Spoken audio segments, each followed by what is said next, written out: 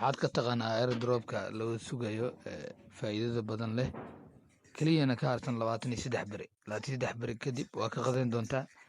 waa airdrop faa'iido leh oo aad lacag fara badan ka samayn karto. sida ujeedidba waxyaabahaasi adigaa soo iibsanaya adigoo wax lacag aanan bixinin keliya taskiska meesha ku qoran tahay qaybta taskiska ayaa fulin doontaa. kadib meelahan balaas ku qoran tahay ayaa ku dhufan doontaa. animal foodkana soo gadan doontaa. animal foodka wuxuu ka saacidi doonaa saacado inuu mataqaanaa faa'iido fara badan aa ka sameeyo. marka waa kaa muhiim waaye ha laga faa'iidaysto barafad barhawarka waa ujeedaa saacaddii inta tukanaa helaysana xaggaa ka arki kartaa.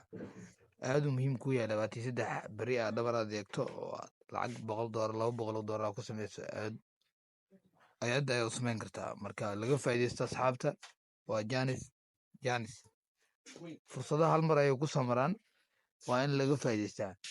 marka wax yaraa ka dhiman 23 beri keliya waxaa u baahan tahay in meelahan balaaska ku qoran tahay balaaskaasoo ku dhufan doontaa.